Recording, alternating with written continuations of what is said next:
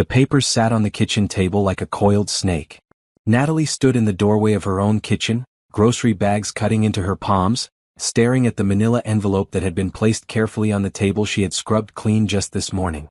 Her 7-year-old son Tyler was still in the car, waiting for her to come back and help him with his wheelchair. She had run inside quickly to unlock the door, never expecting to find her entire life dismantled and packaged in legal-sized documents. Her hands shook as she set down the groceries. The envelope had her name written across it in Brandon's handwriting.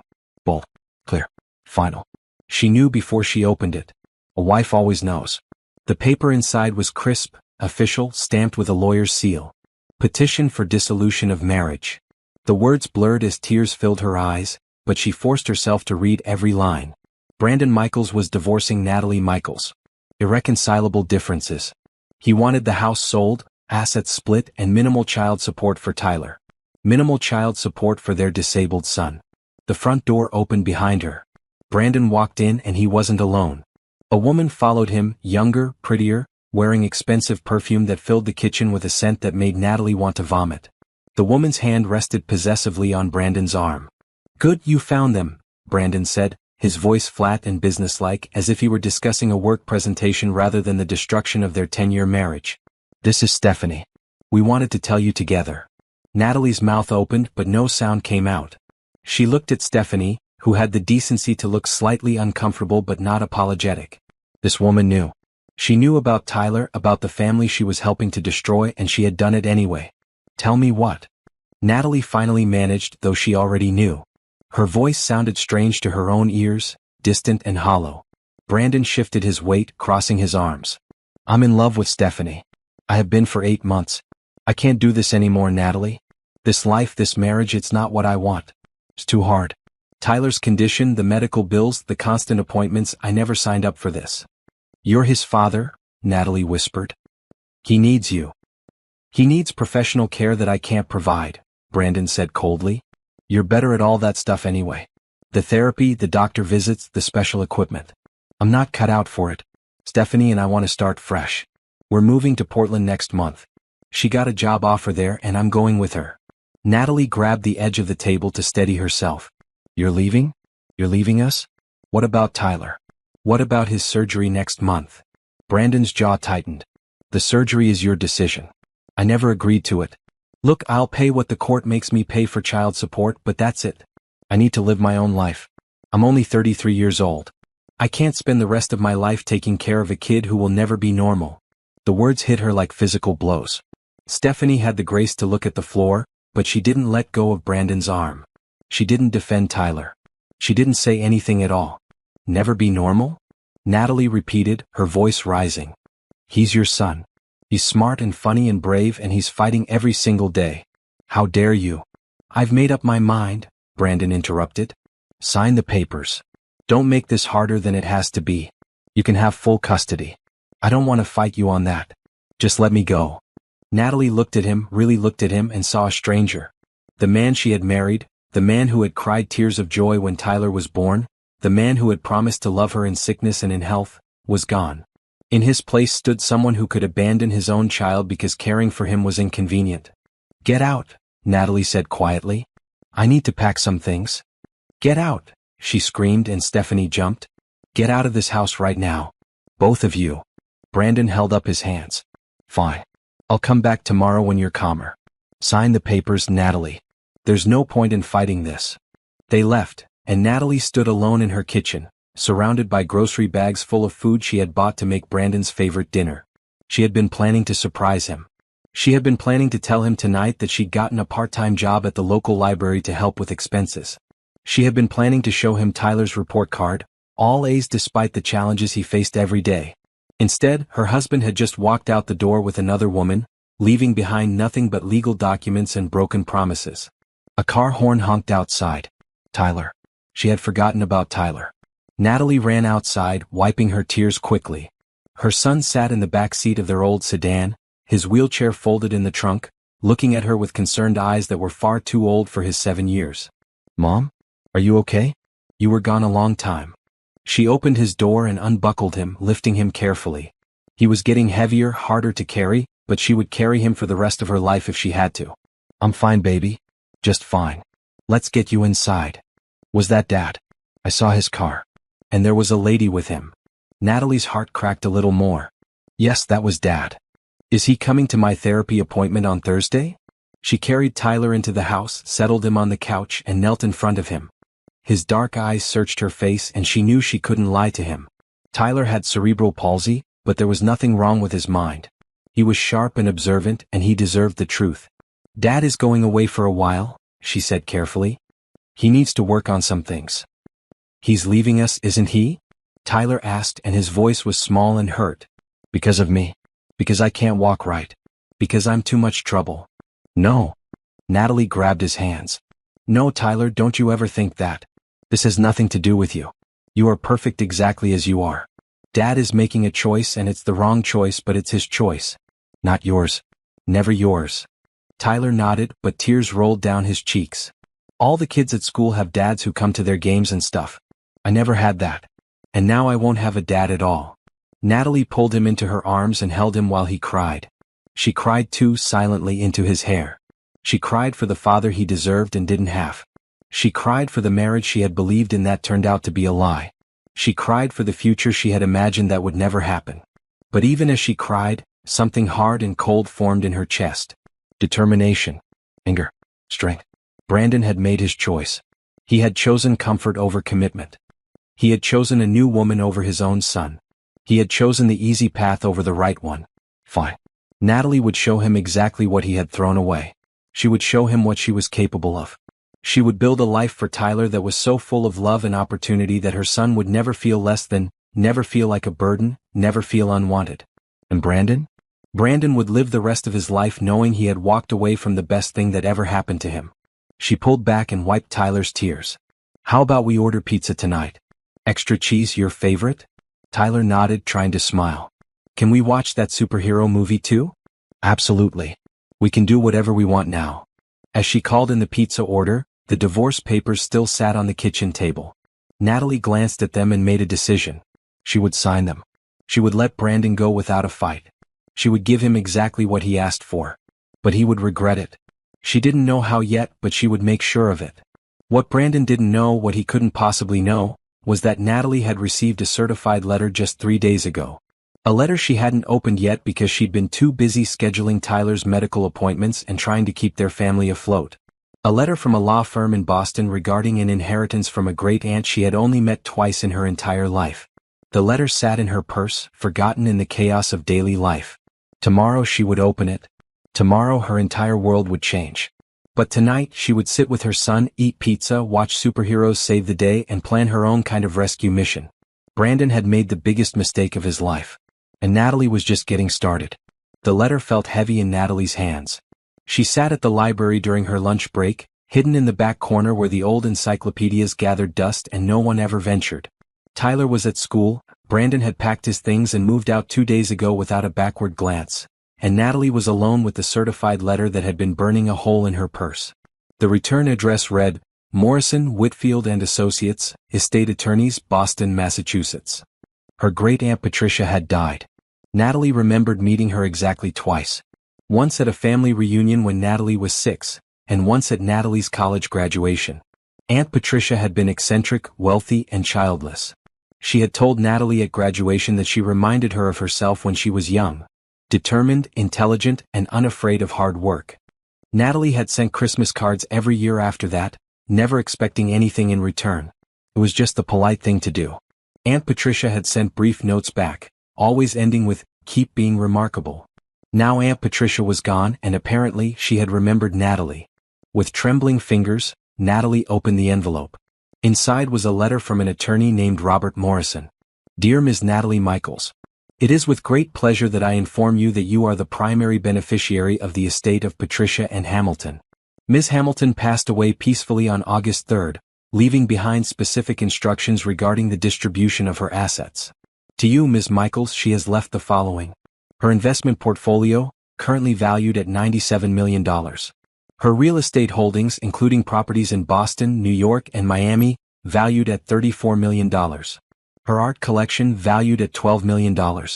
Various personal effects and jewelry, valued at $7 million. The total estate value is approximately $150 million after taxes and fees. Ms. Hamilton left a personal note for you which I have enclosed. She requested that you read it before making any decisions about the inheritance. Please contact our office at your earliest convenience to begin the transfer process. Time is of the essence, as there are several investment decisions that require your immediate attention. Sincerely, Robert Morrison, Senior Partner. Natalie read the letter 3 times. Then 4. The numbers didn't change. $150 million. Her hands shook so badly that she dropped the letter. She picked it up quickly, looking around to make sure no one had seen, but the library was empty except for Mrs. Chen at the front desk. This had to be a mistake. A scam. People didn't just inherit $150 million. That kind of money didn't exist in her world. Her world was coupon clipping and buying generic brands and praying the car would make it another 6 months. But the letterhead looked official. The law firm was real, she checked on her phone. Morrison, Whitfield and Associates had a website and address, reviews. They were legitimate. With shaking hands she pulled out the second piece of paper. Aunt Patricia's note was handwritten on expensive stationery. My dear Natalie, if you're reading this, I finally kicked the bucket. Good riddance to this old body that stopped cooperating years ago. I've watched you from afar, sweet girl. I know about your son. I know about the challenges you face. I know about the husband who never deserved you. Yes, I had investigators. I'm rich and nosy. Sue me. I never had children of my own. I built my fortune through smart investments and sheer stubbornness. I want you to have it because you remind me of who I was. A fighter. Don't tell anyone about this money. Not yet. People change when money enters the picture. They become sharks circling for scraps. Even family. Especially family. Use this gift wisely. Build something remarkable.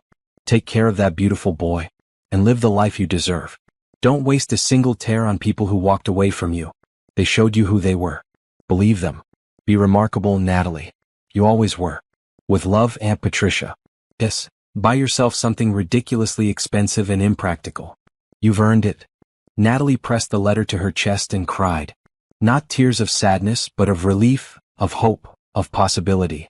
Aunt Patricia, whom she barely knew, had seen her. Had believed in her. Had given her a gift that would change everything. $150 million. 3 days ago, Brandon had handed her divorce papers. He had walked away from her and Tyler without a second thought. He had chosen Stephanie and a fresh start in Portland over his own family. He had no idea what he'd just given up. Natalie pulled out her phone and called the law firm with trembling fingers. Morrison, Whitfield and Associates, how may I direct your call? Robert Morrison, please. This is Natalie Michaels. I'm calling about the Patricia Hamilton estate. One moment, please. Classical music played while she waited. Natalie's heart pounded. This was real. This was actually happening. Ms. Michaels. A warm, professional voice came on the line. Thank you for calling. I've been hoping to hear from you. First, let me offer my condolences for your loss. Patricia spoke of you often in her final years. She was quite fond of you. Thank you, Natalie managed. I'm sorry, I'm still processing all of this. Is this real? The amount in the letter? Absolutely real, Robert assured her. Patricia was very specific in her wishes. She wanted you to have full control of the estate. Now, there are some papers you'll need to sign, and I recommend you establish a team immediately. A financial advisor, a tax attorney, and a wealth management firm. I can provide recommendations if you'd like. Yes, please, Natalie said. I don't know anything about managing this kind of money. That's perfectly normal. Most people don't. But Patricia chose you for a reason. She believed in your judgment. Now, I must ask, have you told anyone about the inheritance? Natalie thought about Brandon, already in Portland with Stephanie, thinking he'd escaped a difficult life. No. No one knows. Good. Keep it that way for now. Patricia was right to warn you. Money changes relationships. Take your time. Make smart decisions. Don't rush into anything. They talked for another 20 minutes. Robert explained the process, sent her documents via secure email, and scheduled a meeting for next week in Boston. He recommended a financial advisor named Catherine Price, who specialized in helping sudden wealth recipients. When Natalie hung up, she sat in stunned silence. Her entire life had just changed and no one knew. She was still wearing the same clothes she'd owned for 3 years. She was still working part-time at the library for $12 an hour. She was still driving a car with a broken air conditioner and a dent in the passenger door.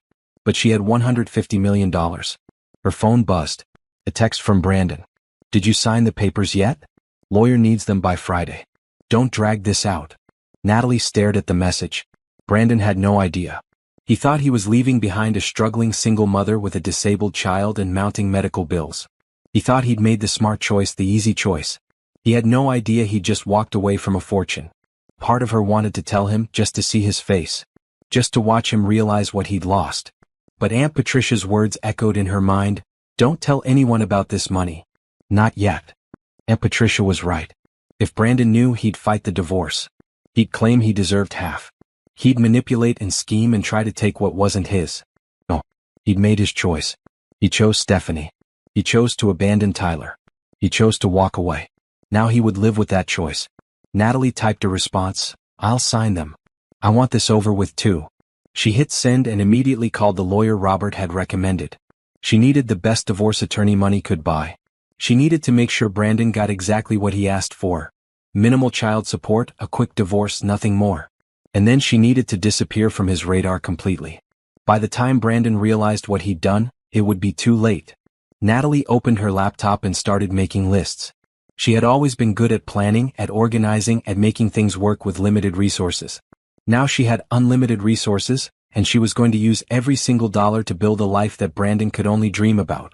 Tyler would have the best medical care money could buy. He would have opportunities that Natalie had never dreamed possible. He would grow up knowing he was valued, loved, and worthy despite what his father had done. And Natalie? Natalie would build an empire. She would become someone. She would show the world what a discarded wife and mother could accomplish when given a chance. Brandon wanted minimal child support? Fine. She'd take it. She didn't need his money. She had her own. Brandon wanted a quick divorce? Perfect. She'd give him one. She wanted him out of her life as fast as possible. Brandon wanted to start fresh in Portland with Stephanie? Excellent. The farther away he was, the better. She pulled up the divorce papers on her laptop and reviewed them with fresh eyes. Brandon was asking for almost nothing in the settlement. He wanted out so badly that he was willing to walk away from any claim to their shared assets, minimal though they were. He just wanted the house sold and the money split. The house was worth maybe $180,000. After the mortgage, they'd each get about $40,000. Brandon probably thought he was being generous, letting her have half. He had no idea she could buy 100 houses like theirs with cash and not even notice the expense. Natalie laughed, a slightly hysterical sound in the empty library corner. 2 weeks ago, she'd been crying over the grocery bill. Today, she was a multimillionaire. The universe had a twisted sense of humor. Her phone rang. Catherine Price, the financial advisor Robert had recommended. Miss Michaels? Robert Morrison asked me to call you. First, congratulations on your inheritance, and second, let's talk about protecting it. I have a few hours free this afternoon if you're available for a video call. Yes, Natalie said immediately. Yes, I'm available. Excellent. I'm sending you a secure link now. We have a lot to discuss. Natalie grabbed her things and hurried to her car. She called her supervisor and said she had a family emergency. It wasn't exactly a lie. This was an emergency, just not the kind anyone would expect. She drove home, her mind racing with possibilities. When she arrived, she sat in her car for a moment, looking at the small house she'd called home for 8 years. Brandon had already taken most of his things. His absence was everywhere. The empty spot in the garage where his car used to park, the missing photo frames, the gaps in the bookshelf. Good. Let him be gone. Let him be erased. She went inside and set up her laptop at the kitchen table. The divorce papers still sat there and signed. She pushed them aside and opened the secure video link Catherine had sent. A woman in her 50s appeared on screen, professional and warm. Ms. Michaels, it's a pleasure to meet you. Now, let's talk about how to turn your inheritance into generational wealth. For the next 3 hours, Natalie learned about investments, trusts, tax strategies, and wealth preservation.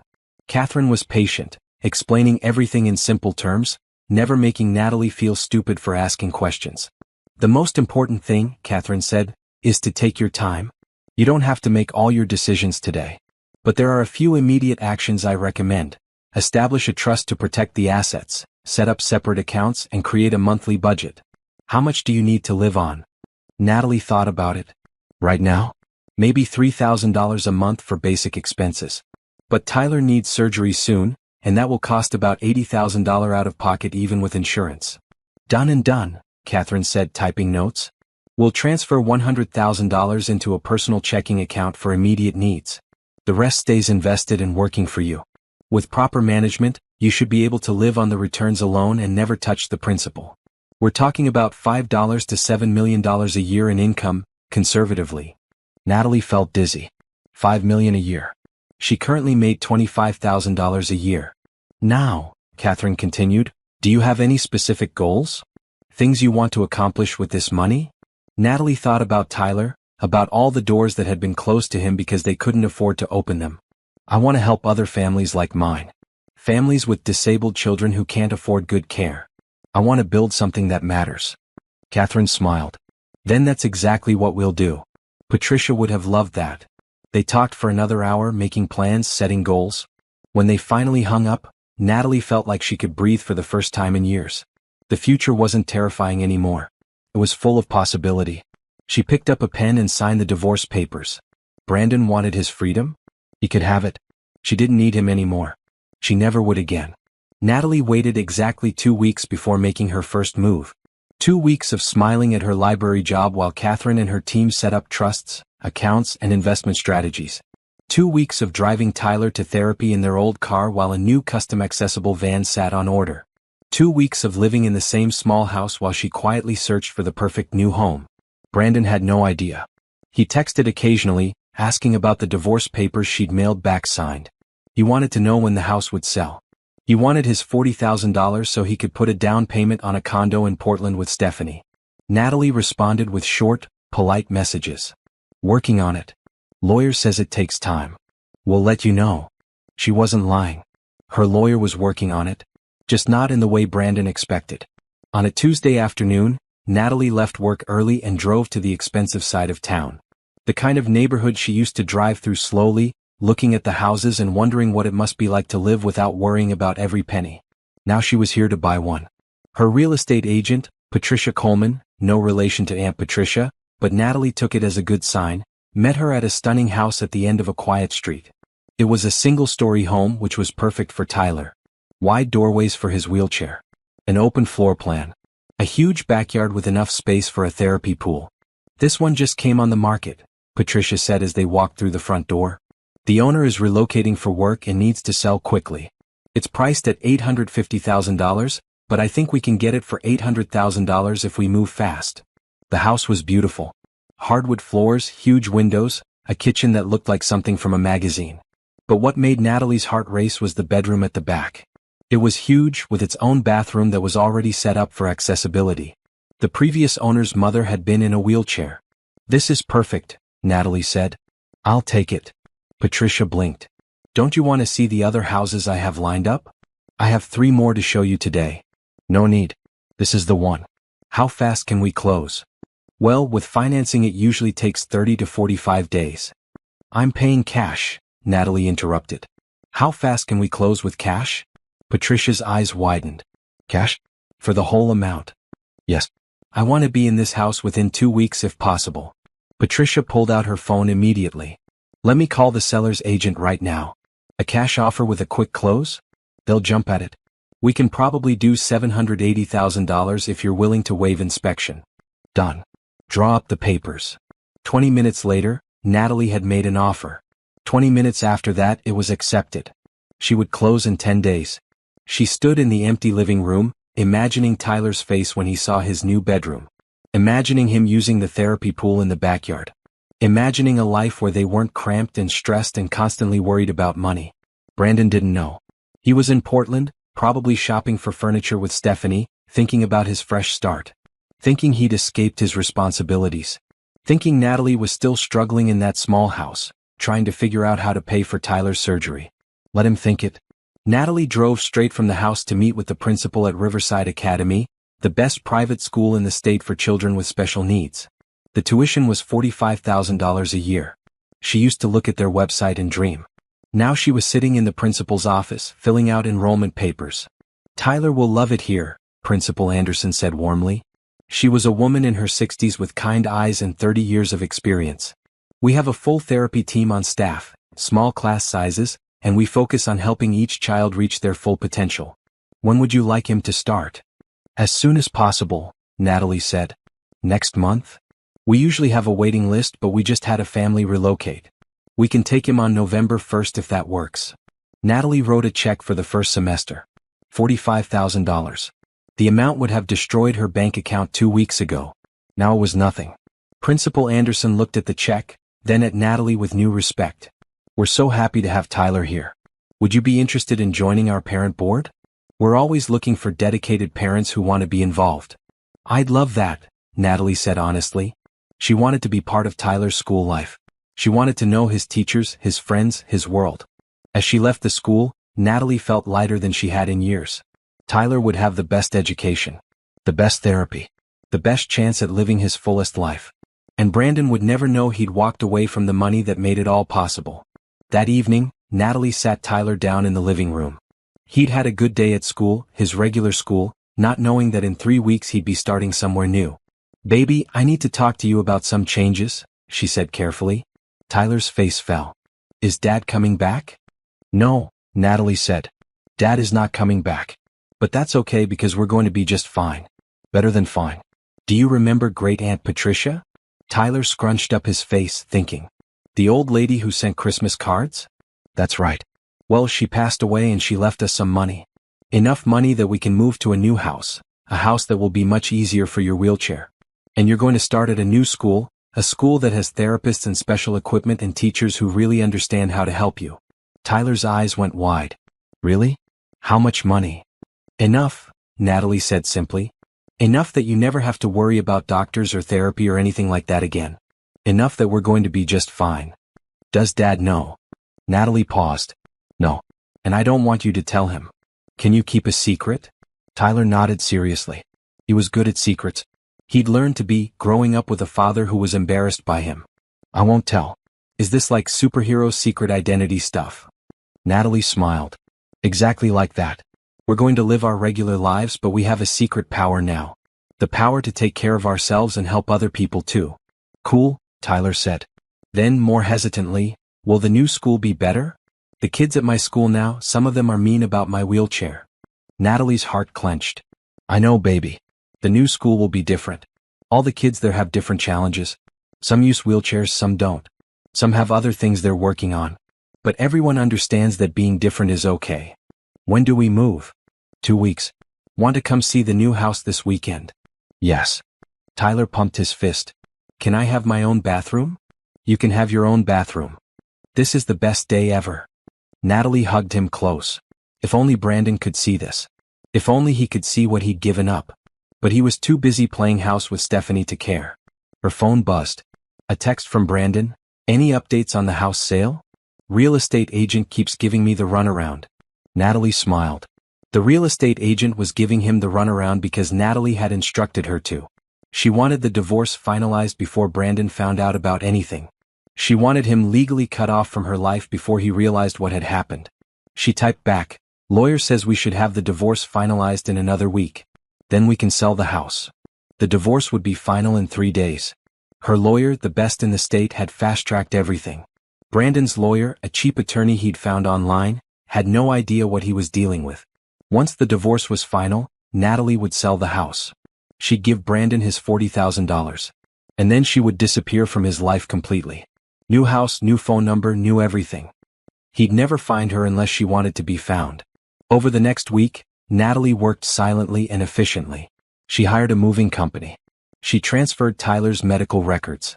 She bought new furniture for the new house, the kind of furniture she'd only ever seen in magazines. She set up the therapy pool in the backyard.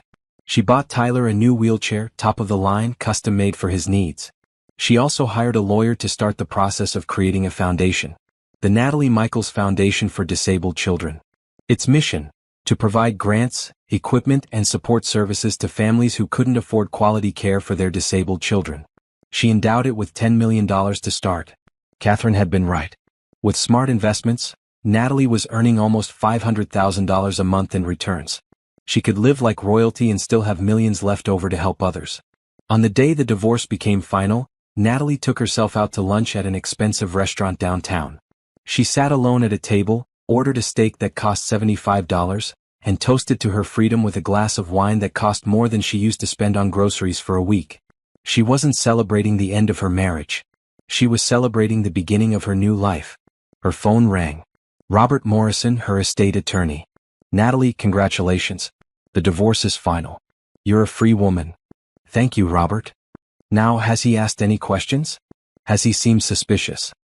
Not at all, Natalie said.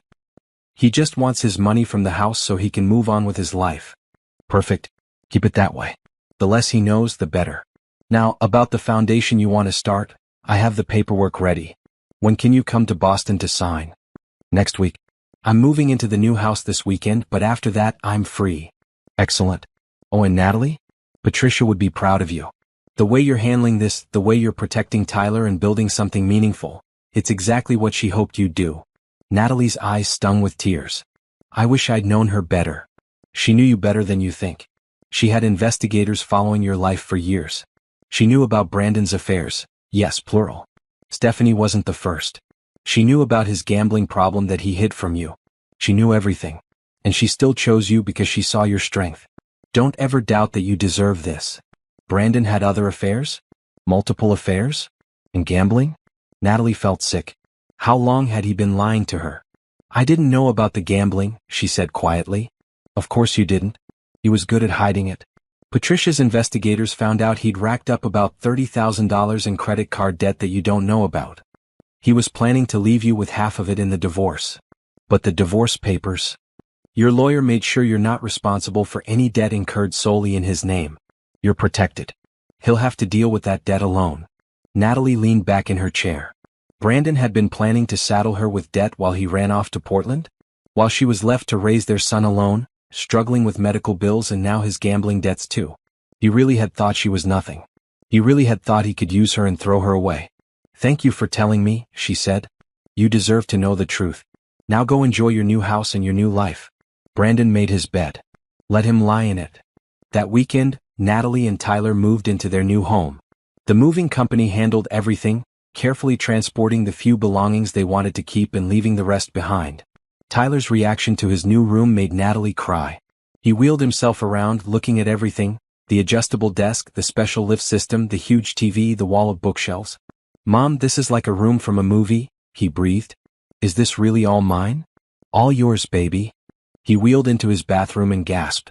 It had a roll-in shower, grab bars, and a special bench. Everything was at the perfect height for him. I can shower by myself here, he said excitedly. I don't need help. Independence. That's what Natalie had bought him. Not just a nice house, but the ability to do things for himself, to feel capable and strong. That night, they ordered pizza and ate it in their new kitchen, boxes still stacked around them. Tyler couldn't stop smiling. Mom, are you happy? He asked suddenly. So happy, Natalie said honestly. Are you? Yeah. I like this house. I like that Dad isn't here being all weird and angry all the time. Is that bad? That I don't miss him?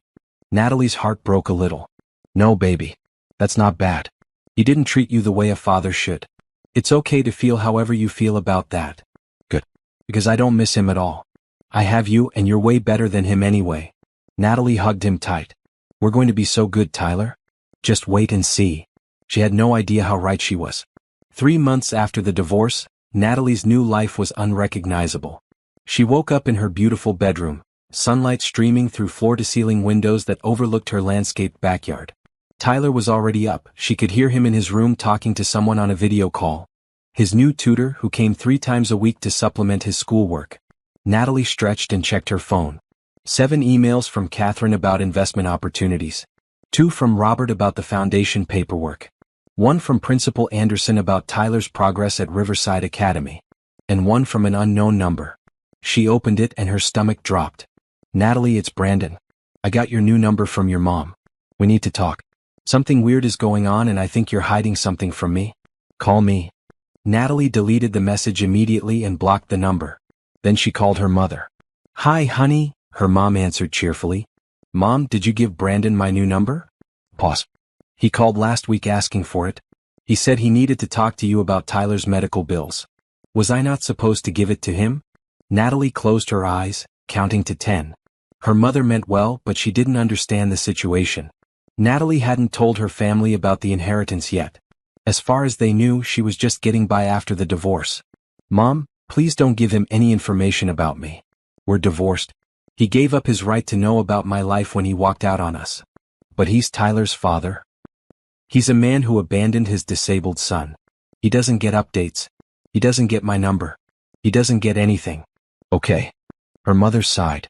Okay, honey. I'm sorry. I was just trying to help. I know. I love you. I have to go. Natalie sat on the edge of her bed, thinking. Brandon was getting suspicious.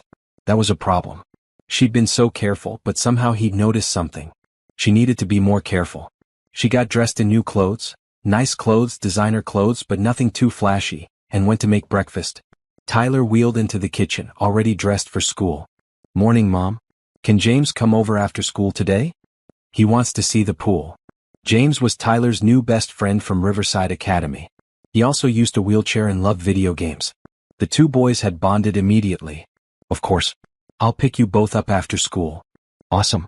Oh, and Mrs. Anderson asked if you could come to the parent board meeting next Tuesday. They want to talk about the new therapy wing. I'll be there.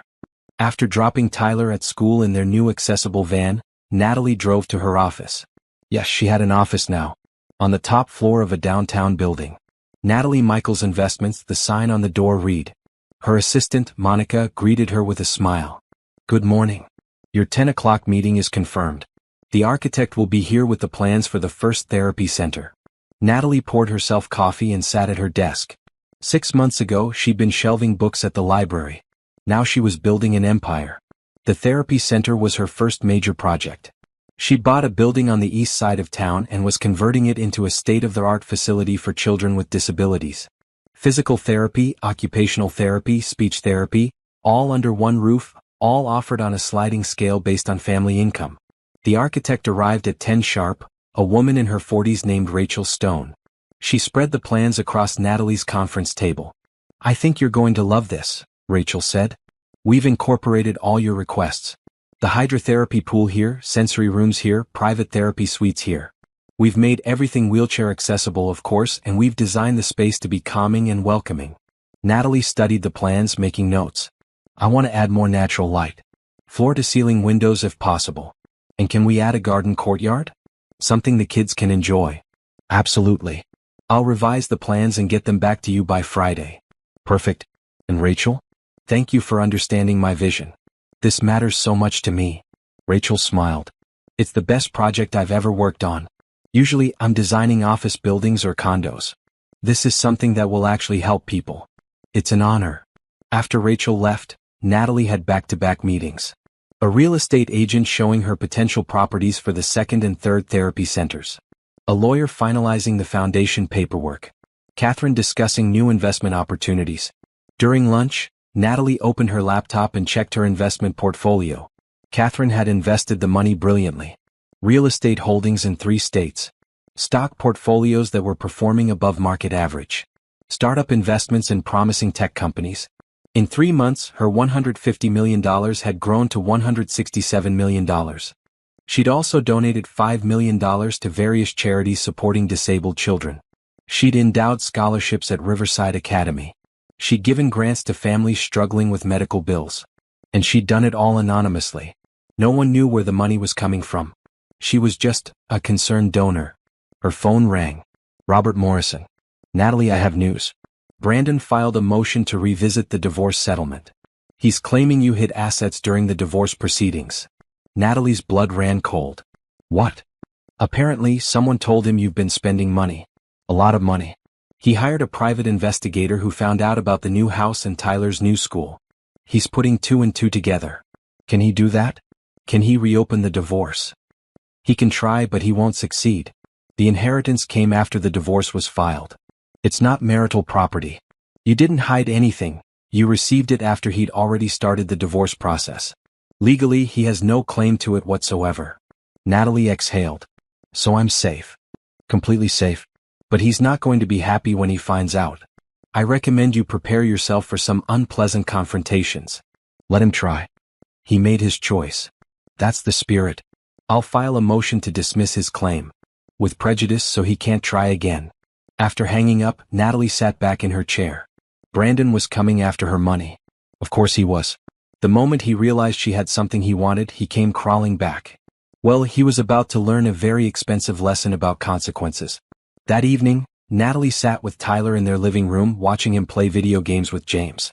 The two boys laughed and joked, completely comfortable with each other. Tyler was happier than she'd ever seen him. Her phone buzzed. Another blocked number. She answered this time. Natalie. Brandon's voice was tight with anger. We need to talk. No, we don't. You inherited money. A lot of money. And you didn't tell me.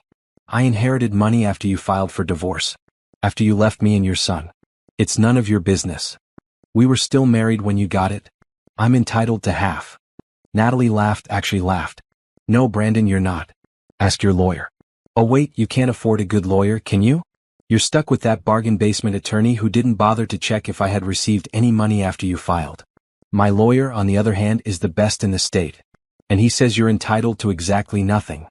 This isn't fair. I'm Tyler's father. You stopped being Tyler's father the day you walked out. You chose Stephanie. You chose Portland. You chose your easy life.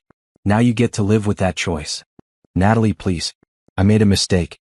I miss you. I miss Tyler. Can we talk about this? Can we? No. Natalie's voice was ice cold.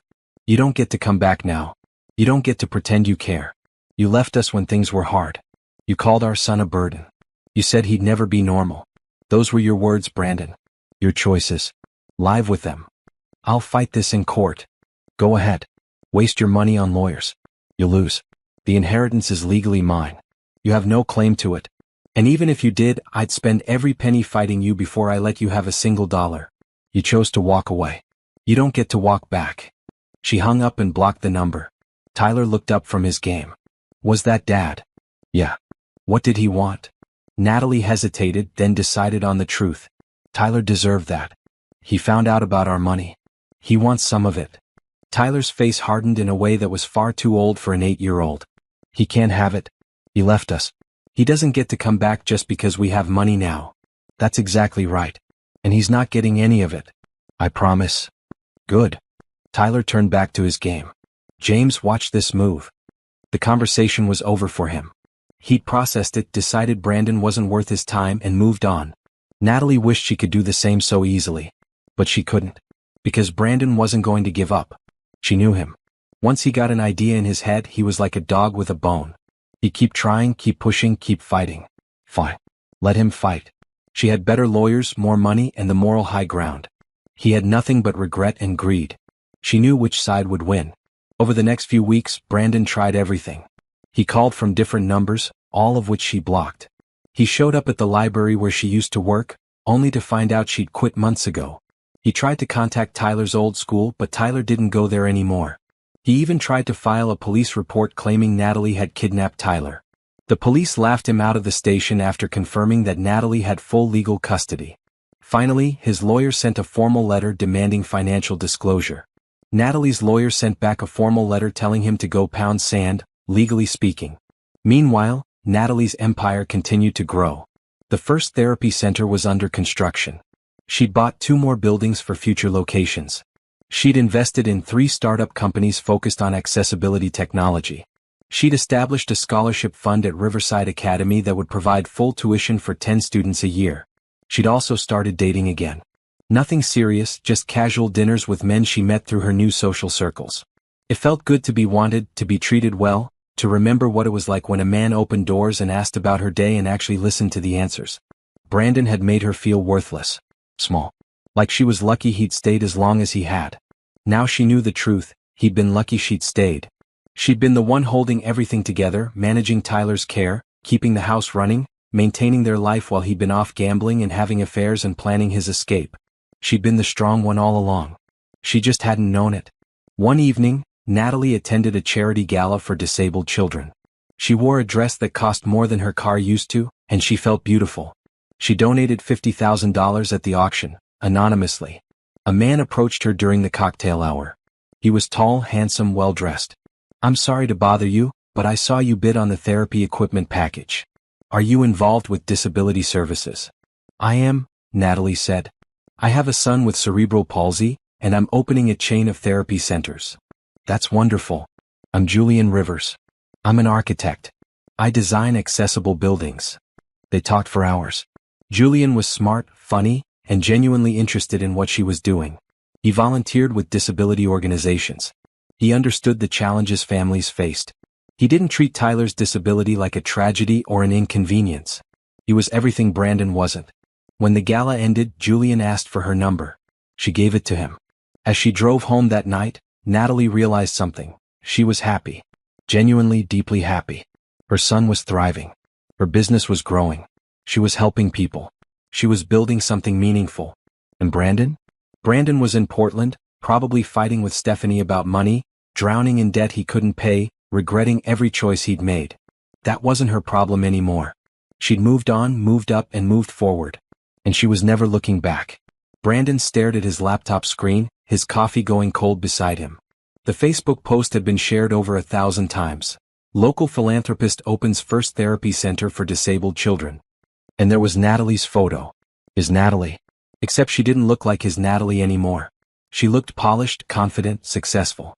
She was standing in front of a modern building with floor-to-ceiling windows, wearing a professional pantsuit and holding a giant pair of scissors for the ribbon-cutting ceremony. The article said she'd funded the entire project herself. $20 million for the building, equipment, and 5 years of operating costs. $20 million. What are you looking at? Stephanie walked into their cramped living room, her voice sharp. She'd been sharp a lot lately. Ever since they'd moved to Portland and reality had set in. The city was expensive. Jobs were hard to find. Their apartment was tiny and overpriced. And Brandon couldn't stop thinking about Natalie. Nothing, he said, closing the laptop. But it was too late. Stephanie had seen. She grabbed the computer and opened it again, staring at the article. Her face went white then red. $20 million? She shrieked. She has $20 million and you let her go? I didn't know. She didn't have any money when I left. She was working part-time at a library. Obviously she had money, Brandon. Look at this. It says she's opening 5 more centers. That she's established a foundation. That she's one of the largest donors to disability charities in the state. Stephanie threw the laptop at him. It bounced off his chest and clattered to the floor.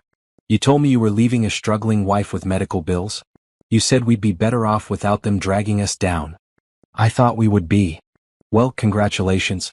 We're broke, I hate my job, this apartment is a dump, and your ex-wife is apparently a millionaire. Maybe a billionaire. Do you have any idea how stupid you look right now? Brandon did know. He felt it every day. The moment he'd seen the first post about Natalie's new house, shared by her mother who was so proud, he'd felt the first stirrings of doubt. Then came the posts about Tyler's new school. Then the charity work. Then the therapy center. She'd had money all along. Money she'd hidden from him during the divorce. She must have inherited it, Brandon muttered. That old aunt of hers probably died. I don't care where she got it. You walked away from millions. And for what? For this. Stephanie gestured around their apartment. We're living in a 1-bedroom apartment that costs $2,000 a month. I'm working 60 hours a week. You can't find a job that pays more than $45,000 a year. We're drowning, Brandon. I'm trying. You're useless. I gave up everything for you. My friends, my family, my job. And it turns out you left a fortune behind. She grabbed her purse. I'm going out. Don't wait up. She slammed the door so hard that a picture fell off the wall. Brandon sat alone in the silence, staring at the photo of Natalie on his laptop. She looked so different. Confident. Happy. Successful. She looked like she didn't need him at all. And that was what really killed him. Not the money, though that hurt. But the fact that she was clearly thriving without him. That she'd built an entire life, an entire empire, and he wasn't part of it. He opened his email and looked at the messages from his lawyer. Every single attempt to get access to Natalie's money had failed. The courts had dismissed his claims. The inheritance had come after the divorce was filed, so legally it wasn't marital property. He had no rights to it. Zero. Nothing. Nada. He'd walked away with $40,000 from the house sale. It had seemed like a lot at the time. Now it was almost gone. Stephanie had expensive taste. The Portland apartment market was brutal. His car had needed repairs. His gambling debts, which Natalie somehow knew about now, were drowning him. He was barely making minimum payments on $30,000 in credit card debt. The creditors called daily. He was one missed payment away from collections. Meanwhile, Natalie was donating millions to charity and opening therapy centers and living in a house that probably cost more than he'd make in a lifetime. How had this happened? He pulled up her old number in his phone. Still blocked. He tried calling from different numbers but she blocked those too. He tried emailing. She'd sent back one reply through her lawyer: "Stop contacting my client or we will pursue a restraining order." He tried reaching out to her mother, but she told him firmly to leave Natalie alone. He tried reaching out to Tyler's old school but Tyler didn't go there anymore. Natalie had completely vanished from his life, taking Tyler and apparently millions of dollars with her. Brandon opened a bottle of beer, then another. He sat alone in his apartment as the sun set, thinking about all the choices that had led him here. Leaving Natalie had seemed like such a good idea at the time. Life with her had been hard. Tyler's medical needs dominated everything. Money was always tight. Stephanie had seemed so easy in comparison. No complications. No disabled kid. No responsibilities. But Stephanie was a disappointment in ways he hadn't expected. She complained constantly. She blamed him for everything. She made it clear every day that she regretted moving to Portland with him. And she was right. He'd messed up. He'd made the biggest mistake of his life. He pulled up another Facebook post, this one from last week. Natalie at some fancy charity gala, wearing a dress that probably cost thousands of dollars. She was smiling, laughing, talking to people who looked important. She'd moved on. Completely and totally moved on. And he was stuck here in this crappy apartment with a woman who hated him, working a job he despised, drowning in debt he couldn't pay. His phone rang. A number he didn't recognize. He answered it. "Mr. Michaels? This is North American Credit Services calling about your account ending in 4782. Your payment is 30 days overdue. We need to arrange payment immediately or your account will be sent to collections." Brandon hung up without responding. He couldn't deal with it. Not tonight. He finished his beer and opened another, trying to drown out the voice in his head that kept screaming, "You idiot. You complete and total idiot. You had everything and you threw it away." Meanwhile, across town, Natalie was reading bedtime stories to Tyler. "Mom," Tyler said as she closed the book, "James's parents asked if I could go to their lake house next weekend. Can I?" "Of course. That sounds fun. They're really nice. His dad asked me about my therapy and stuff, but not in a weird way. Like he actually cared." Natalie smiled. "That's how good parents are supposed to be. Dad was never like that." "No, he wasn't." Tyler was quiet for a moment. "Do you think Dad misses us?" Natalie thought about it carefully. "I think Dad probably regrets his choices. But that's not the same as missing us. Missing us would mean he loved us enough to stay. Regret just means he's unhappy with how things turned out for him." "That makes sense. I don't miss him." "Is that bad?" "No, baby. That's honest." After Tyler fell asleep, Natalie went downstairs and poured herself a glass of wine.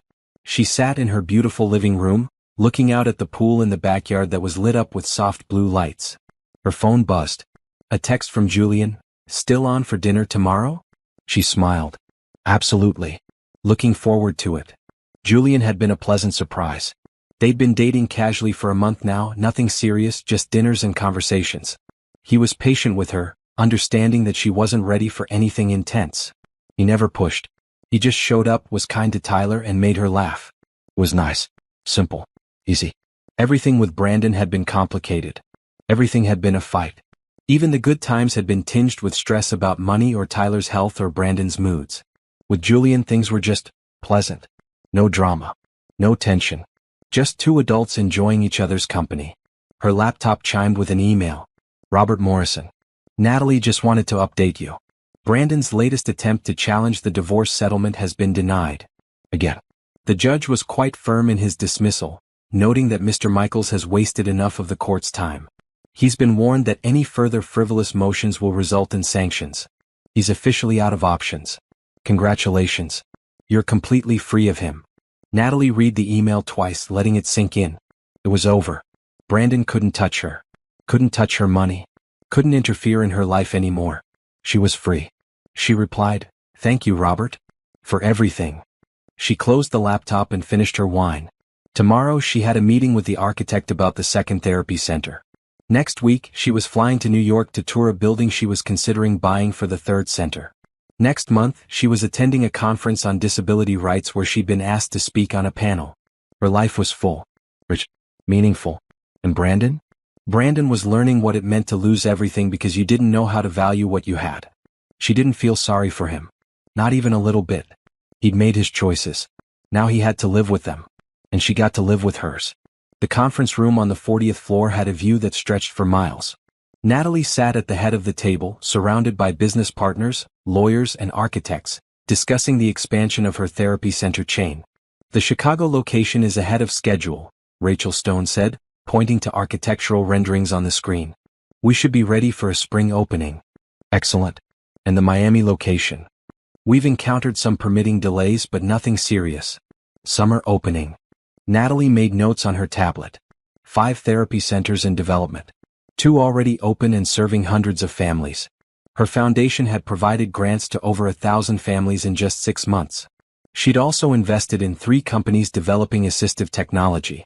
One was creating AI-powered wheelchairs. Another was developing apps for nonverbal children.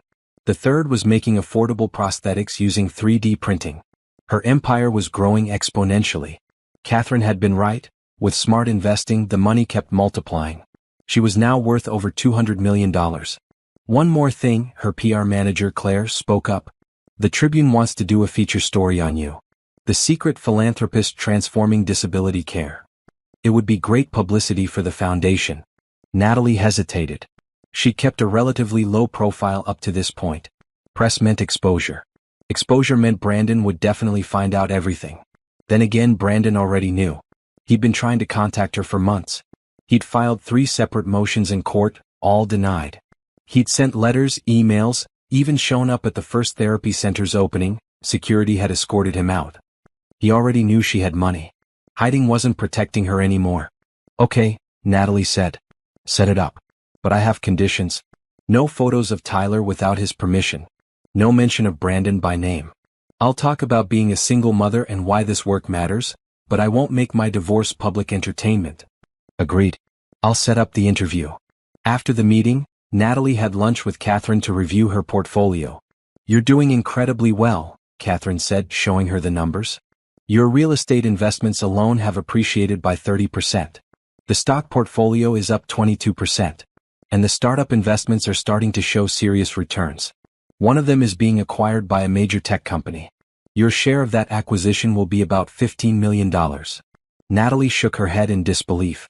This doesn't feel real sometimes. It's very real. And you're being smart with it. You're not just spending, you're building. That's what separates people who sustain wealth from people who lose it. You're thinking generationally. I want Tyler to be taken care of forever. Even after I'm gone. And I want to help as many families as possible. You're doing both.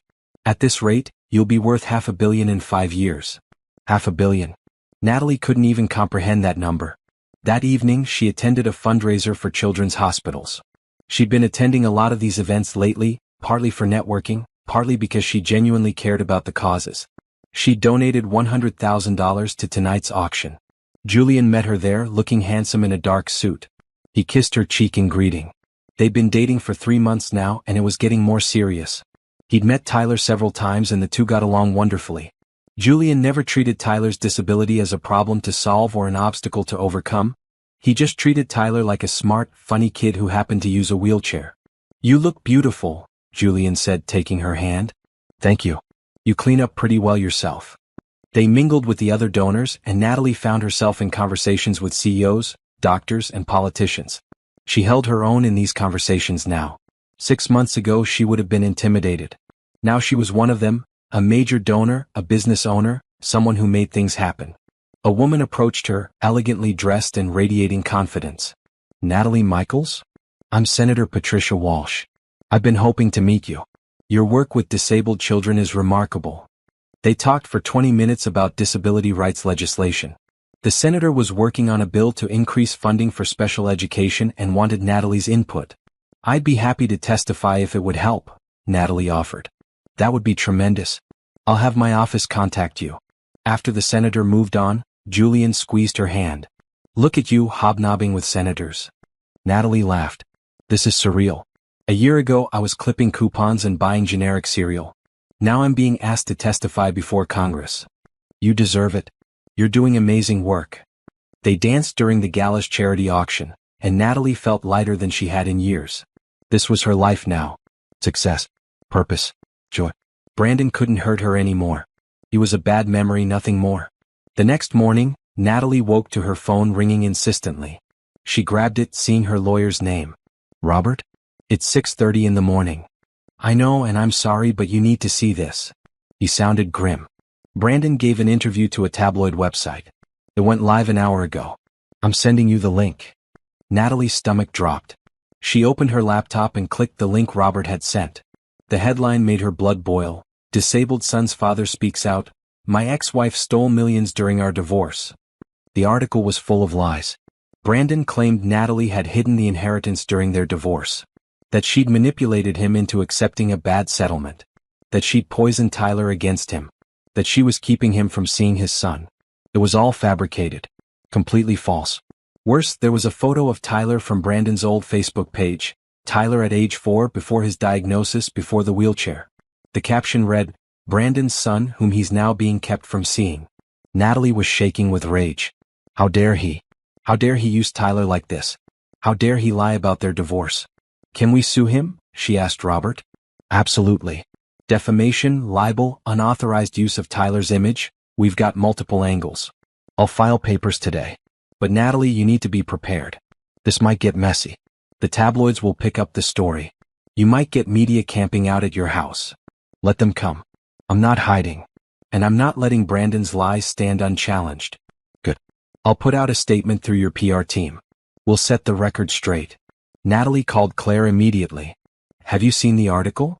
Just found it. I'm already drafting a response. We'll release it within the hour. Short, factual, devastating. Brandon will regret this. Make sure it includes the court records showing he filed for divorce first, that he walked out on Tyler, and that every single one of his post-divorce motions has been dismissed as frivolous. On it. By noon, Claire had released a statement that was being picked up by every major news outlet. Ms. Michaels is disappointed that her ex-husband has chosen to spread false information about their divorce. The facts are clear and documented in public court records. Mr. Michaels filed for divorce while Ms. Michaels was caring for their disabled son. Ms. Michaels received her inheritance after the divorce was filed, making it legally separate property. Mr. Michaels voluntarily agreed to minimal child support and walked away from his family. Since the divorce, he has filed 3 separate frivolous motions attempting to claim Ms. Michaels' inheritance, all of which have been dismissed by the courts.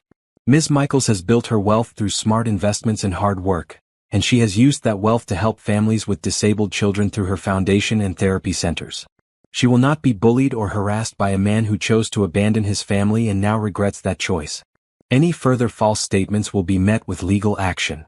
The response was immediate. Social media turned on Brandon. People dug up the court records and shared them.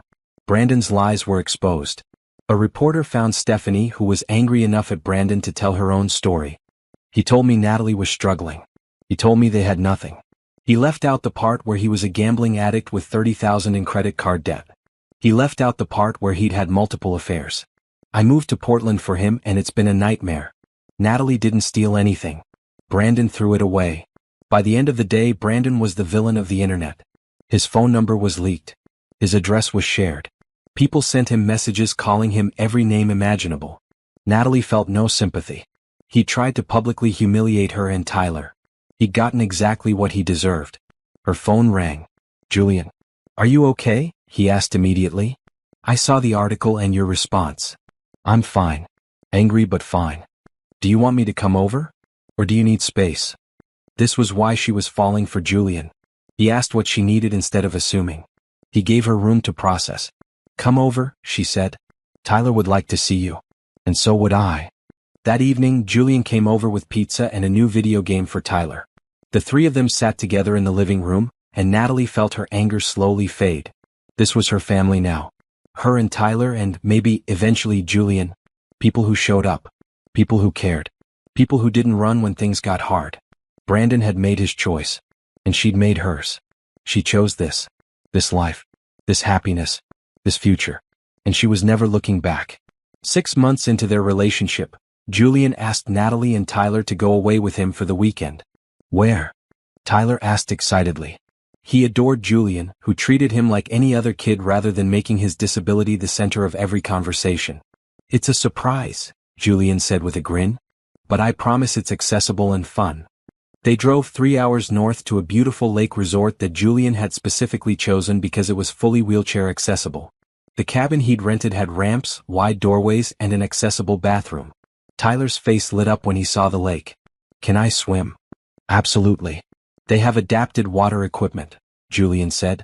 We can rent it tomorrow. That night, after Tyler was asleep, Natalie and Julian sat on the cabin's deck, looking at the stars. Thank you for this, Natalie said. You didn't have to go to so much effort. I wanted to. I wanted us to have time together, just the three of us. Julian took her hand. Natalie, I need to tell you something. Her heart raced. Okay. I'm falling in love with you. With both of you. Tyler is an amazing kid and you're an incredible woman. I know we've only been dating for 6 months, and I know you've been through hell with your ex-husband. I'm not asking you to say it back. I just needed you to know where I stand. Natalie felt tears prick her eyes. Julian, you don't have to respond. I just wanted you to know that I'm all in. I'm not going anywhere. Whatever you need, whatever pace you need to go, I'm here. She kissed him and it felt like coming home. I'm falling in love with you too. It scares me sometimes because trusting someone again after Brandon is hard. But you make it easier. You show up. You care about Tyler. You treat us both like we matter. You do matter. You both matter so much to me. They talked for hours about their pasts, their hopes for the future, their fears and dreams. Julian told her about his own difficult divorce 5 years earlier, how it had taught him what he really wanted in a partner. I want someone who's strong, he said. Someone who faces challenges head-on. Someone who builds rather than tears down. That's you, Natalie. You could have been bitter and angry after what Brandon did, but instead you built an empire. You're helping thousands of families. You're raising an incredible son. You're remarkable. I'm just doing what needs to be done. That's what makes you remarkable. You don't see it, but I do. The next morning they took Tyler out on the lake in an adapted kayak. Tyler laughed the entire time, paddling with his arms while Julian and Natalie steered. They had a picnic lunch on the dock, swam in the accessible pool and played board games in the evening. It was the most normal, happy weekend Natalie had experienced in years. No stress, no worries, just family time with people she loved. On the drive home, Tyler fell asleep in the back seat. Julian glanced at him in the rearview mirror and smiled. He's a great kid, he said quietly. He is. You're really good with him. It's easy. He's smart and funny. The wheelchair is just part of who he is, not the whole story. Brandon never saw it that way. Tyler was always a problem to solve, a burden to carry. Brandon was an idiot. Natalie laughed. Yes, he was. As they pulled into her driveway, Natalie realized something. She was ready. Ready to move forward. Ready to let someone into her and Tyler's life in a real way. Ready to trust again. Julian, would you like to have dinner with us next week? Just regularly? Like, maybe you could start coming over a few nights a week. Julian broke into a huge smile. I would love that. And maybe, eventually, you could have a drawer here? For when you stay over? Are you asking me to start staying over? I'm asking if you'd want to. When the time feels right. I'm not rushing anything, but I wanted you to know that I'm open to this getting more serious. Julian reached over and took her hand. I'm definitely open to that. Tyler woke up as they were getting out of the car. Are we home already? That was fast. You slept the whole way, Natalie said, helping him into his wheelchair. This was the best weekend ever. Can we do it again? Definitely, Julian said. And next time we'll try the zip line. They have an accessible one at another resort. Really? Awesome. As Julian helped carry their bags inside, Natalie watched him interact with Tyler, talking about the zip line and what other adventures they could plan. This was what a real partnership looked like. Someone who showed up. Someone who cared. Someone who saw Tyler as a kid with unlimited potential rather than a burden. Brandon had never been that person. She could see that now. She'd been so busy trying to make her marriage work, trying to be enough for Brandon, that she hadn't realized how little he was giving in return. Julian gave freely. He showed up without being asked. He genuinely enjoyed spending time with Tyler. He supported Natalie's business ventures and asked thoughtful questions about her foundation. He was proud of her success rather than threatened by it. This was what love was supposed to look like. That night, after Julian left and Tyler was in bed, Natalie sat at her kitchen table and thought about how far she'd come. A year ago, she'd been sobbing over divorce papers, wondering how she'd survive as a single mother with a disabled son and no money. Now she was a millionaire with a thriving business, a foundation that was changing lives, and a man who loved her and her son. She built all of this from nothing but determination and the gift Aunt Patricia had given her. She pulled out a photo of Aunt Patricia from her desk drawer. It was from Natalie's college graduation, one of the only photos she had of them together. Aunt Patricia looked fierce and proud in the picture, standing next to young Natalie in her cap and gown. "Thank you," Natalie whispered to the photo. "Thank you for believing in me. Thank you for giving me this chance. I'm being remarkable just like you asked. I promise." She put the photo back and went to check on Tyler. He was asleep, clutching a stuffed animal Julian had won for him at the resort's arcade. He looked peaceful, happy, safe. This was everything that mattered. Not the money, though that helped. Not the fancy house or the successful business. This, Tyler's happiness, his opportunities, his future. That was what Aunt Patricia's gift had really given her. The power to give her son the best possible life. And maybe, just maybe, a chance at her own happiness too. Her phone buzzed with a text from Julian. "Thank you for this weekend. Can't wait to see you again tomorrow." She smiled and texted back, "Me too. Thank you for being you." Brandon had walked away from this. He'd chosen his own comfort over his family. He traded something real and valuable for something easy and temporary. And now he was paying the price for that choice every single day. While she was here, building a beautiful life, falling in love, watching her son thrive. Revenge, she'd learned, wasn't about making someone suffer. It was about living so well that their absence didn't matter. It was about building something so beautiful that you forgot they were ever there. Brandon was becoming a distant memory, a cautionary tale, a mistake she'd learned from. And she was becoming someone she'd never imagined she could be, happy, successful, loved, and free. Brandon sat in his car across the street from Natalie's office building, watching people come and go. He'd been sitting there for 2 hours trying to work up the courage to go inside. Everything had fallen apart. Stephanie had left him 3 months ago, taking half the furniture and his last shred of dignity with her. His credit cards were maxed out. His car was one payment away from repossession. His landlord was threatening eviction.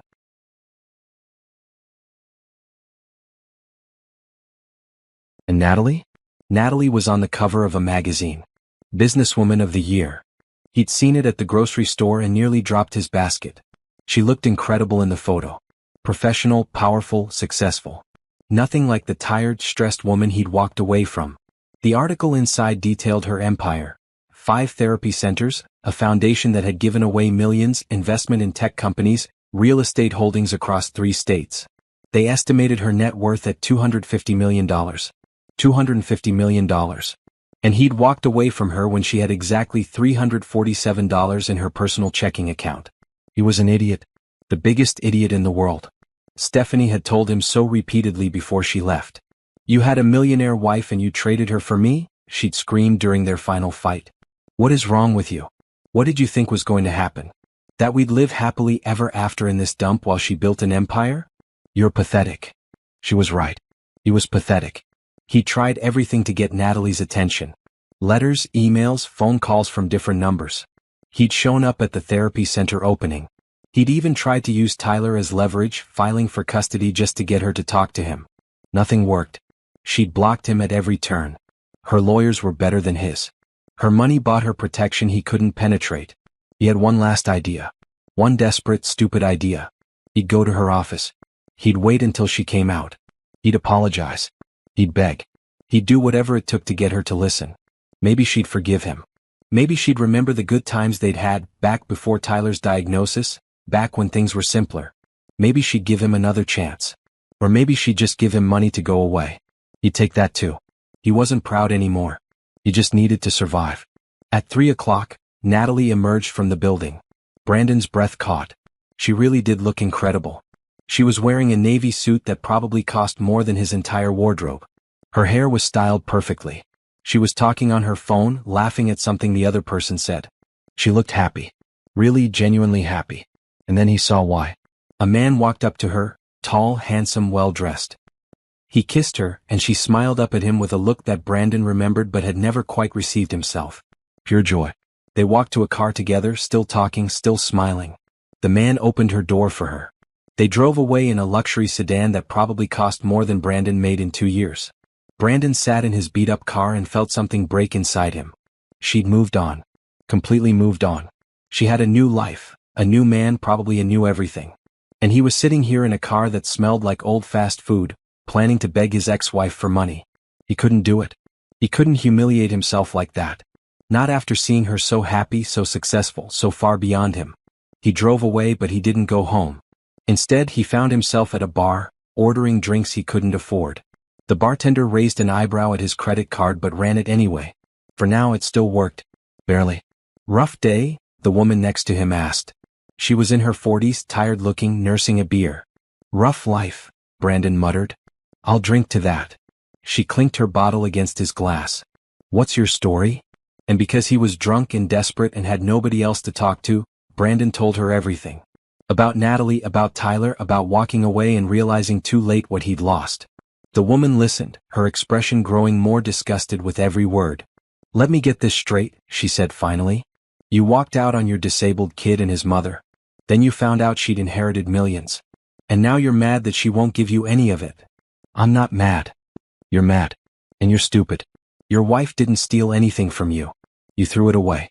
You threw away your family because taking care of a disabled kid was too hard. And now you want sympathy? She stood up, throwing money on the bar. You don't deserve sympathy. You deserve exactly what you got, nothing. She walked out, leaving Brandon alone with his drink and his thoughts. She was right. He knew she was right. He'd thrown away everything that mattered because he'd been selfish and short-sighted. He'd wanted an easy life and he'd gotten exactly that, an easy divorce from a woman who'd gone on to do amazing things without him. His phone rang. His landlord. Mr. Michaels, your rent is 2 weeks late. I need payment by Friday or I'm starting eviction proceedings. I'll have it, Brandon lied. He had no idea where he'd get it. His next paycheck wouldn't cover it.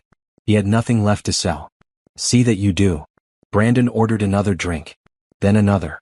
By the time he stumbled out of the bar, it was dark and he was too drunk to drive safely. He got behind the wheel anyway. He made it 3 blocks before the police lights flashed behind him. Natalie learned about Brandon's arrest from Robert 2 days later. He got a DUI, Robert said. Pretty severe one. Blood alcohol 3 times the legal limit. His license is suspended and he's looking at jail time. Natalie felt nothing. No sympathy, no satisfaction. Just nothing. Why are you telling me this? Because he listed you as his emergency contact. The police called your office. I told them you two are divorced and you're not responsible for him, but I thought you should know. Did they call anyone else? His parents? His father hung up on them. So he has no one. That's not your problem, Natalie. He made his choices. All of them. I know. Thank you for letting me know. After she hung up, Natalie sat at her desk and thought about Brandon in jail. She could help him. She could pay his bail, hire him a lawyer, make the problem go away. She had the money. It would be nothing to her. But she wasn't going to. Not because she was cruel, but because helping him would teach him nothing. He needed to face the consequences of his choices. All of them. The choice to walk away from his family. The choice to drive drunk. The choice to waste his life feeling sorry for himself instead of building something better. She wasn't responsible for his happiness or his survival. She was only responsible for Tyler's and her own. That evening, she told Julian about it while they cooked dinner together in her kitchen. How do you feel about it? Julian asked carefully. I don't feel anything. Is that bad? No. It's healthy. He's not your responsibility anymore. He hasn't been for a long time. I keep waiting to feel guilty. To feel like I should help him. But I don't. Julian pulled her into a hug. That's because you've healed. You've moved past what he did to you. That's a good thing, Natalie. That's growth. She leaned into him, grateful for his presence. Thank you for being exactly what I needed. Always. Tyler wheeled into the kitchen. What's for dinner? I'm starving. Tacos, Julian said. And I bought that ice cream you like for dessert. You're the best. Tyler declared. Can we watch that new superhero movie tonight? Only if you finish your homework first. Deal? As they sat together eating dinner, laughing at Tyler's stories from school, Natalie realized something. This was her family now. This was her life. Brandon was just a ghost from her past, fading more and more with each day. He'd wanted a fresh start when he left her. He'd gotten exactly that. Just not the fresh start he'd imagined. And she'd gotten the life she'd always deserved but never knew was possible. Sometimes the best revenge was just living well. And she was living very, very well. Brandon filed one last motion 6 months later, after getting out of jail. Emergency custody of Tyler. Natalie got the paperwork at work. She read it once, twice, unable to believe what she was seeing. Brandon was claiming that her wealth and excessive lifestyle were harmful to Tyler. That she was spoiling him. That Tyler needed a grounded, normal home environment. That Brandon had gotten his life together and was ready to be a father again. It was absurd. Completely absurd. But he'd filed it and now she had to respond. Her lawyer, Jennifer, Robert had brought in a family law specialist, was furious. This is insane. He abandoned Tyler, hasn't paid child support in months, has a DUI on his record, and now he wants custody? What judge would even consider this? Can he win? Natalie asked, her voice tight with fear. Absolutely not. But we still have to go to court. We still have to fight it. He's forcing you to waste time and money defending your right to raise your own son. The court date was set for 3 weeks later. Natalie spent those weeks gathering evidence. Tyler's medical records showing the excellent care he was receiving, report cards from Riverside Academy showing his academic improvement, statements from his teachers and therapists, documentation of Brandon's failure to pay child support, and records of Brandon's multiple arrests. She also had to prepare Tyler, which was the hardest part. Why does Dad want me to live with him? Tyler asked, his voice small. He didn't want me before. I don't know, baby. But it's not going to happen. I promise. What if the judge makes me go? The judge won't. You're happy here. You're thriving here. And you have a say too. At 8 years old, the judge will listen to what you want. I want to stay with you. And with Julian. This is my home. Then that's what we'll tell the judge. The courtroom was cold and formal. Brandon sat on one side with his lawyer, a desperate-looking man who'd probably taken the case for cheap. Natalie sat on the other with Jennifer, who looked professional and prepared. Brandon had clearly tried to clean himself up. He wore an ill-fitting suit and had gotten a haircut. But he looked haggard, worn down by the life he'd chosen. The judge, a no-nonsense woman in her 50s named Judge Patricia Reynolds, another Patricia, Natalie took it as a good sign, reviewed the case file with a frown.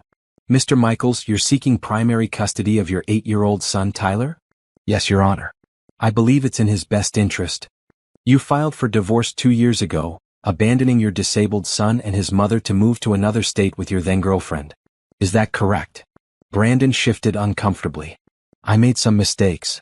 You've paid child support exactly 3 times in 2 years despite court orders. You've been arrested twice, once for harassment and once for driving under the influence. You spent 30 days in jail. And now you want custody? I've turned my life around. Have you? Judge Reynolds looked at him over her glasses. You're currently unemployed, facing eviction, and have no stable housing. You have a suspended driver's license. You have no plan for Tyler's medical care or education. What exactly have you turned around? Brandon's lawyer jumped in. Your Honor, my client has been working to improve his circumstances. By filing frivolous motions in my courtroom? Judge Reynolds looked unimpressed. This is the 4th motion Mr. Michaels has filed in 2 years, all attempting to either access Ms. Michaels' inheritance or interfere with her custody. Each one has been dismissed. Why should this time be different? Because Tyler deserves a father in his life, Brandon's lawyer said weakly. Tyler has had a father his whole life. A father who chose to leave. A father who chose not to pay support. A father who chose a bottle over his responsibilities. Judge Reynolds turned to Jennifer. Miss Carter, what does the mother have to say? Jennifer stood. Your Honor, Ms. Michaels has provided Tyler with the best possible care. He attends one of the premier schools for disabled children in the country. He has a team of therapists working with him daily. He's happy, healthy, and thriving. His grades are excellent. His physical abilities have improved significantly. He's in a stable, loving home with a mother who has dedicated her life to his well-being. Mr. Michaels' motion is nothing more than another attempt to harass Ms. Michaels and access her money. We request that it be dismissed with prejudice and that Mr. Michaels be ordered to pay Ms. Michaels' legal fees. I'd like to hear from Tyler, Judge Reynolds said. Is he here? He is, Your Honor. In the waiting room. Bring him in. A bailiff wheeled Tyler into the courtroom. He looked nervous but determined. He wheeled himself right up to the judge's bench. Hi, Tyler, Judge Reynolds said gently. I'm Judge Reynolds. Do you know why you're here? Yes, ma'am. My dad wants me to live with him. And how do you feel about that? Tyler looked directly at Brandon, then back at the judge. I don't want to. He left us. He said I was too much trouble. He hasn't called me or sent me birthday cards or anything. Mom takes care of me. Mom loves me. I want to stay with her. Tell me about your life with your mom. Tyler's face lit up. It's great. I go to a really cool school where the teachers understand about my wheelchair. I have lots of friends. I'm learning to swim in our pool at home. My mom started a foundation that helps kids like me. And her boyfriend Julian is really nice. He plays video games with me and doesn't treat me like I'm fragile. Do you feel safe and happy at home? Yes, ma'am. So happy. Mom says I can do anything I want if I work hard enough. She believes in me. Judge Reynolds nodded. Thank you, Tyler. You can go back to the waiting room now.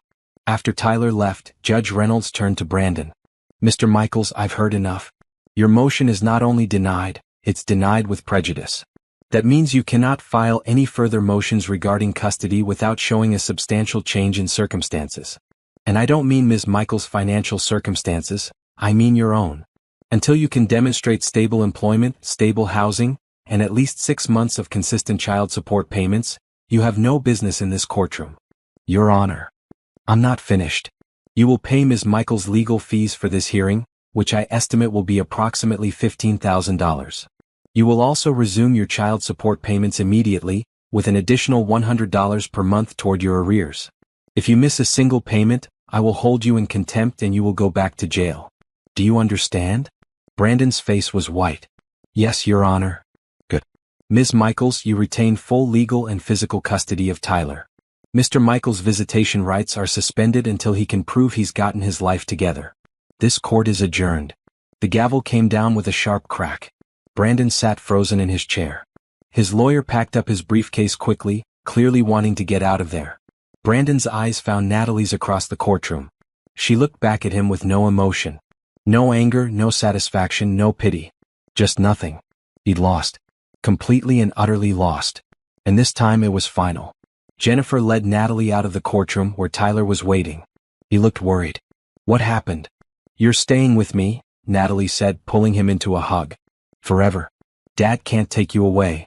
Tyler hugged her back fiercely. Good. I didn't want to go anyway. Julian was waiting in the hallway. He'd taken the day off work to be there for support. He pulled them both into a hug. Let's go home, he said. As they left the courthouse, Natalie saw Brandon sitting on a bench outside, his head in his hands. He looked broken, defeated. She felt no urge to comfort him. No urge to gloat. She just felt done. Done with him. Done with fighting. Done with letting him take up any space in her life. She'd won. Not because the judge had ruled in her favor, but because she'd built a life so strong, so full of love and purpose, that nothing he could do would ever shake it. They went home, ordered pizza, and watched movies. Tyler fell asleep between Natalie and Julian on the couch, content and safe. He really can't file any more motions? Julian asked quietly. Not without proving major changes first. And even then, no judge will give him custody. Tyler made it clear where he wants to be. The case is over. So it's really done? It's really done. Julian kissed her forehead. Good. Now we can focus on the future. And what a future it was. Natalie had plans. Big plans. More therapy centers. A nationwide advocacy network. Maybe even political involvement to change disability rights laws. Brandon was her past. A mistake she'd learned from. A chapter that was closed. The future? The future was bright and full of possibility. And she couldn't wait to see what came next.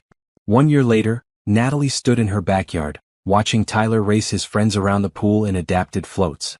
His laughter carried across the water, pure and joyful. She was wearing a simple white dress. In an hour, she'd walk down an aisle in this very backyard and marry Julian in front of their closest friends and family. Mom? Tyler called out. Come take a picture.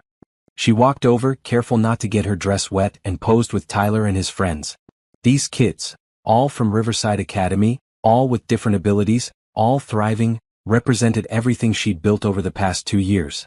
Her foundation had helped over 10,000 families. Her 9 therapy centers served 3 states. She'd testified before Congress about disability rights. She'd been featured in Forbes, Time, and countless other publications. But more importantly, she'd built a life she loved. A life filled with purpose, joy, and love. You look beautiful, her mother said, coming up beside her. Her whole family was here. Her mother, her siblings, her aunts and uncles. They'd all been shocked when they'd learned about the inheritance, but proud of what she'd done with it. I'm nervous, Natalie admitted. Don't be. Julian is a good man. He loves you and Tyler. This is right. I know. It just feels surreal. 2 years ago, I thought my life was over. I thought being divorced with a disabled son meant I'd be alone forever. And instead, you built an empire and found a man who deserves you. That's not surreal. That's what you earned. The ceremony was perfect. Small, intimate, meaningful. Tyler was the ring bearer, wheeling down the aisle with the rings tied to his wheelchair with ribbons. Natalie's niece was the flower girl. Julian's daughter from his previous marriage was the maid of honor. When Natalie walked down the aisle, Julian's eyes filled with tears. She looked beautiful, yes, but more than that, she looked happy. Confident. Powerful. Like she knew exactly who she was and what she wanted. The officiant kept it short and sweet. They exchanged vows they'd written themselves. "Natalie," Julian said, his voice thick with emotion. "You came into my life like a force of nature. You showed me what real strength looks like. You showed me what it means to build something from nothing. You showed me what love looks like when it's given freely without conditions. I promise to support you, to partner with you, to love Tyler as my own, and to remind you every day how remarkable you are. I choose you today and every day." Natalie smiled through her tears. "Julian, you showed up when I'd almost given up on people. You saw me, not my money, not my past, just me. You loved Tyler before you loved me, and that's how I knew you were real. You make me laugh. You challenge me to be better. You hold my hand when things are hard and celebrate with me when things are good. I choose you always." They kissed and everyone cheered. Tyler whistled loudly, making everyone laugh. The reception was in full swing when Natalie's phone buzzed with an email. She normally wouldn't check it during her wedding, but the sender was Robert Morrison. "Natalie, thought you should know. Brandon filed for bankruptcy this morning. Lost everything, including the lawsuit he filed against you for defamation, which was also dismissed. He'll be paying your legal fees in installments for the next 10 years. Consider it a wedding gift, complete and total freedom. Congratulations, Robert." Natalie showed Julian the email. He raised his eyebrows. "How do you feel?" "I don't," she said honestly. "I feel nothing. He's just a person I used to know who made terrible choices. That's all." "Good. Because this," he gestured around the backyard full of love and laughter and celebration, "this is what matters. Not him." "I know." As the evening wore on, Natalie found herself standing at the edge of the party, watching everyone she loved celebrate together. Tyler was showing Julian's daughter how to do tricks in his wheelchair. Her mother was crying happy tears and talking to Julian's father. Catherine was discussing investment strategies with her brother, who was an accountant. Rachel was sketching designs for the 10th therapy center on a napkin. This was her empire. Not the money or the businesses or the real estate. This, the people, the love, the impact, the joy. This was what she'd built. She thought about Aunt Patricia, who had made all of this possible. Who had seen potential in a struggling mother and given her a gift that changed everything. "Thank you," Natalie whispered to the sky. "Thank you for believing in me. I hope I made you proud." A breeze rustled through the trees and Natalie chose to believe it was Aunt Patricia's way of saying, "You did." Julian came up behind her and wrapped his arms around her waist. "Happy. So happy. Happier than I ever imagined I could be." "Good. Because this is just the beginning. We're going to do amazing things together. We already are." They watched the party together, his chin resting on her shoulder, both of them content and peaceful and exactly where they wanted to be. Brandon had thought leaving her was his fresh start. His chance at an easier, better life. He'd been wrong about everything. The fresh start had been hers. The better life had been hers. The happy ending had been hers all along. And now, standing in her beautiful backyard surrounded by everyone she loved, married to a man who truly saw and valued her, watching her son thrive beyond any limitation anyone had tried to place on him, now she understood the truth. She'd never needed Brandon to be happy. She'd never needed anyone to save her. She'd saved herself. She'd built this life with her own two hands, her own determination, her own strength. The inheritance had given her tools. But she'd built the empire. And it was glorious. Tyler wheeled up to them, grinning. "Mom, Julian, come dance with me. They're playing my favorite song." "Absolutely," Julian said, releasing Natalie to follow Tyler to the dance floor. Natalie watched her son and her husband dance together, Tyler's wheelchair spinning in circles while Julian pretended to do complicated dance moves around him. Both of them were laughing so hard they could barely breathe. This was revenge. Not hurting the person who hurt you. Not making them suffer. Not gloating about your success while they fail. No. Real revenge was building a life so beautiful, so full of love, so overflowing with joy that the person who left you became completely irrelevant. Real revenge was being so happy that you forgot to care whether they ever realized what they'd lost. Real revenge was living well. And Natalie was living very, very well indeed. Brandon was somewhere out there, alone with his regrets. And she was here, surrounded by love, dancing at her own wedding, planning her future, raising her incredible son. She'd won. Not because he'd lost, but because she'd built something he could never touch, never taint, never take away. Her phone buzzed one more time. A text from an unknown number. "I saw the wedding announcement in the paper. Congratulations. I'm sorry for everything." It was Brandon. One last attempt to insert himself into her life, into her happiness. Natalie looked at the message for a long moment. Then she deleted it, blocked the number, and put her phone away. She didn't need his apologies. She didn't need his regrets. She didn't need anything from him at all. She had everything she needed right here. She walked onto the dance floor, where Julian immediately pulled her close and Tyler circled around them, and the three of them danced together under the string lights and stars. This was her empire. This was her revenge. This was her happy ending. And it was better than anything she could have ever imagined.